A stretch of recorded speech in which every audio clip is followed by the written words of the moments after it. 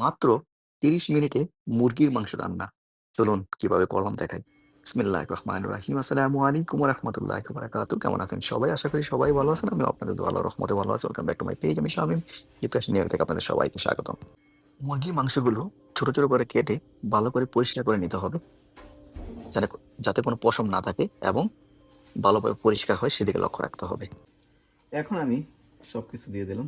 যেমন প্রথমেই তেল পরিমাণ মতো, বেশি তেল দিলে কিন্তু আবার তেল তেল হয়ে যাবে। সো পরিমাণ মতো দিতে হবে।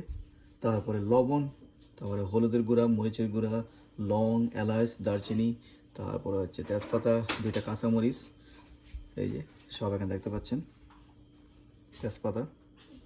সো এগুলো সব কিছু একসাথে দিয়ে আমি এখন মিক্স করব ভালোভাবে, যাতে মিক্স হয় সব কিছু, যাতে একসাথে মাংসের ভিতরে যায়, ভালোভাবে মিক্স করতে হবে।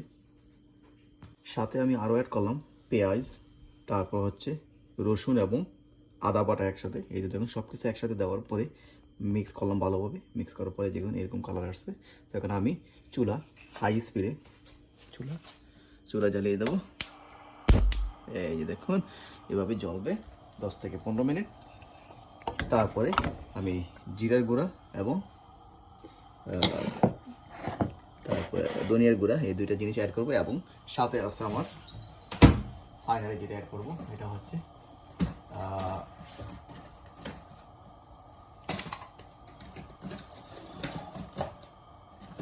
মাংসের মশলা, যেটা সেটা আমি দেখাচ্ছি আপনাদেরকে।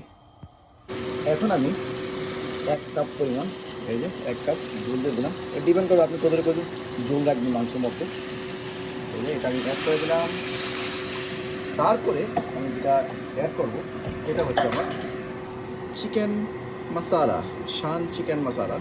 এই জিনিসটা আমি অ্যাড করবো একটু পরেই। এখন আমি ভালোভাবে নাড়বো এটা, তারপরে এটা অ্যাড করবো। ফাইনালি আমি অ্যাড করে দিলাম জিরার গুঁড়া এবং ধনিয়ার গুঁড়া, সাথে অ্যাড করবো চিকেন মশালা। সব কিছু অ্যাড করে দিলাম। লাস্ট অ্যাড করলাম চিকেন মশালা, যেটা আমি আপনাদেরকে দেখিয়েছি একটু আগে। সো এটা কিনতে পাওয়া যায়, শান চিকেন মশালা। তো সব কিছু অ্যাড করার পরে ভালোভাবে নেড়ে, এই যে দেখুন মিক্স করলাম।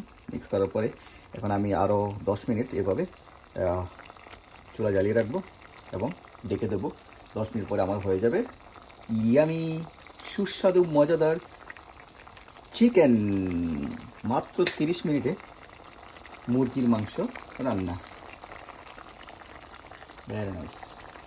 সবশেষ অ্যাড করলাম আলু, কারণ আমার ছোটো মেয়ে সবসময় আলু খোঁজে, মাংস রান্না করলেই আলু খোঁজে। সো ওর জন্য একটা আলু এখানে দিয়ে দিলাম। তারপরে আমি ফাইনালি